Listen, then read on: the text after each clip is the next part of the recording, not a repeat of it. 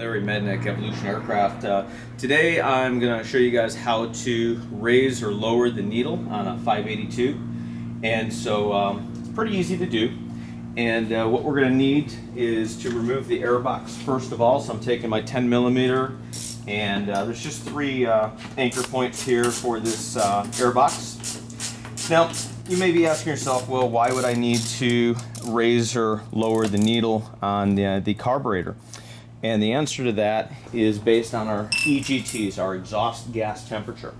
Now, if you're flying a 582 or any two-stroke for that matter, and you don't have an exhaust gas temperature gauge, you are maybe reading plugs, but there's no science behind it. The exhaust gas temperature is going to give you the science. So if you look at this REV X here, we've got 1 and then 2. We have an exhaust gas temperature gauge for each of the carburetors, or for each cylinder, but that tells us about the carburetor, not so much about the health of the cylinder as much. And so what we're looking for once we do have an exhaust gas temperature is that at wide open throttle on the 582, I'm looking for about 1050 degrees. And then, believe it or not, as we back off the throttle to, let's say, 5 or 5500 RPM, we're looking for about 1150 degrees, with 1200 degrees being the red line. If you are starting to see the 900s or you're seeing the low 1000 range in cruise, you're running rich. The other way you can tell if you're rich is if you're four-cycling. Now, these engines do four-cycle a lot at idle. And that's kind of that rough idle, and they usually don't clear up until around 2500 RPM. But when you're rich, which these from the factory come, in my opinion, quite rich. We're here at sea level in Florida, and they're already sputtering at idle, and they've got the lower EGTs, the lower exhaust gas temperatures. So now I've got these two brackets off the side. I've got my support at the top. Now I've got two hose clamps that go around each one of these boots for the airbox. And I'm just going to loosen this up. Once that one's loose, we'll go ahead and loosen this side up here. And we should be able to remove the airbox now, and that's going to expose our carburetors. So that pulls off just like so. Those are the clamps I just loosened up, and here's our carburetors. Now, for changing the mixture and changing the exhaust gas temperatures to be what we want them to be, we can pull the bowls, and there is a main jet and there's an idle jet.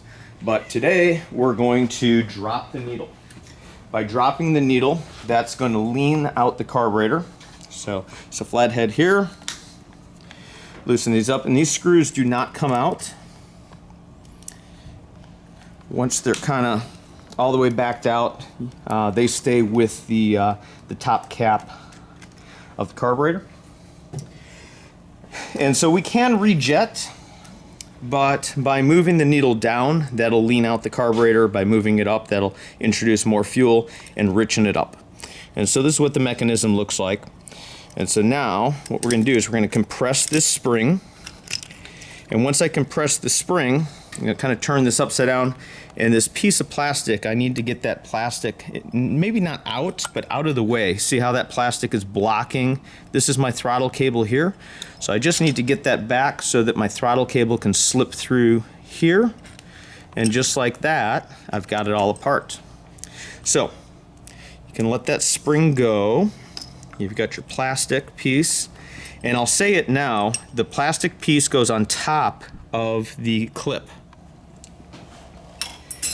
And then I'm going to bring this needle up and out, and you're going to see that the rubber O-ring also goes on top of the clip. So everything's on top of the clip. I'm going to set this slide over here.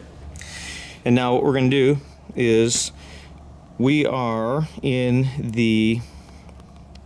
I need glasses to see which clip I'm in. There's several of them here, but I'm going to move it up one. So what I've done, we're in the third clip down, or the third notch down. I've moved my O-ring to the first notch, and now I'm going to remove the clip by pulling on it, separating it. Looks just like that. And now we're going to just simply put this in the second clip. So when we raise the clip, that lowers the needle. So don't get that confused.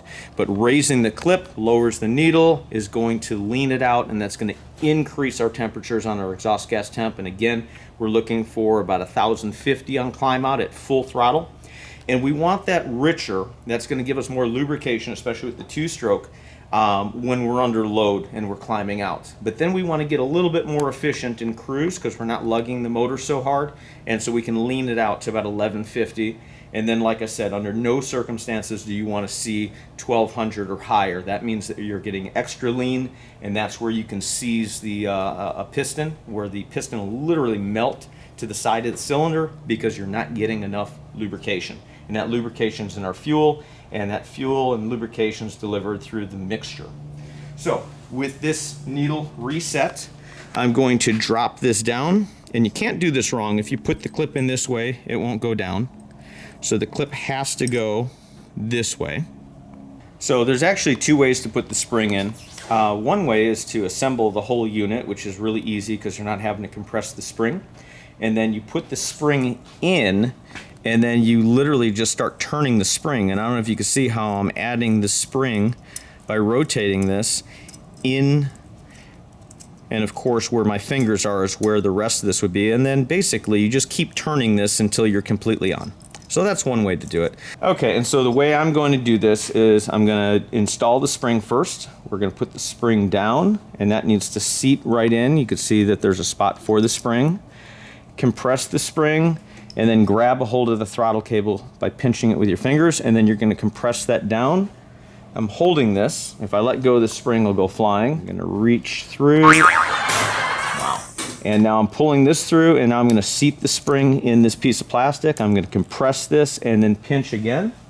I'm going to put this through, and I need that top hole. And now I'm going to just use my finger, move it over to here, pull it through. And then the flat side of this piece of plastic is going to line up with the slide, and that is reassembled. Now, when you're putting the slide back into the carburetor, you see this nice big notch on the side here. If you look down the carburetor, you'll see a notch towards the front of the aircraft. And what you're going to do is, and if you put it in a little bit crooked, basically it won't be able to go down.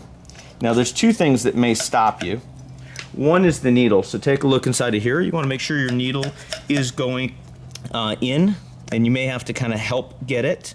But now the other problem is my notch is not all the way forward. So by rotating my notch forward, and now... You're literally rotating it? Yep. And now you could see that it's coming down. Nothing is trying to fight me.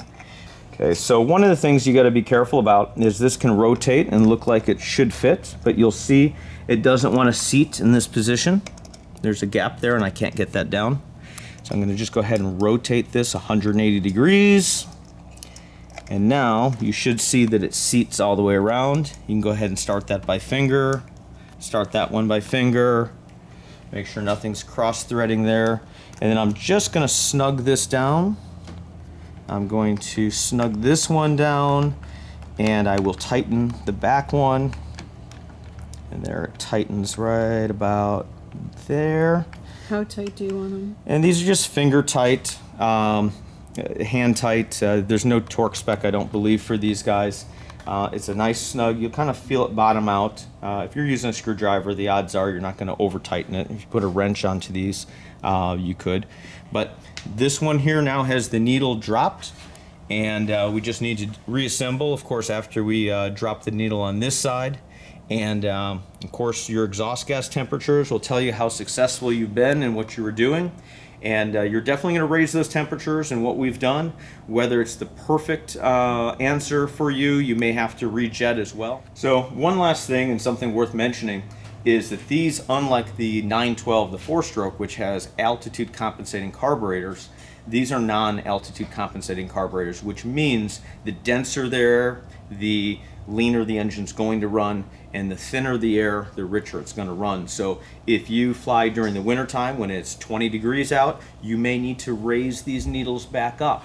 In the summertime, you may need to drop them back down. But again, we're going off of those EGT temperatures to know if we're in the right zone for our jetting. So there's always the jets. You can do the needles or any combination thereof, but the numbers won't lie to you. If you've got 1050 on climb out, 1150 in cruise, you're very, very close to perfection as far as how this should be carbureted. Thanks for joining, and I'll put this back together again without boring anybody with that. If you enjoyed this video, please subscribe to our YouTube channel. And if you'd like to learn more about trikes or already fly trikes, check out trikeaction.com, where the action is.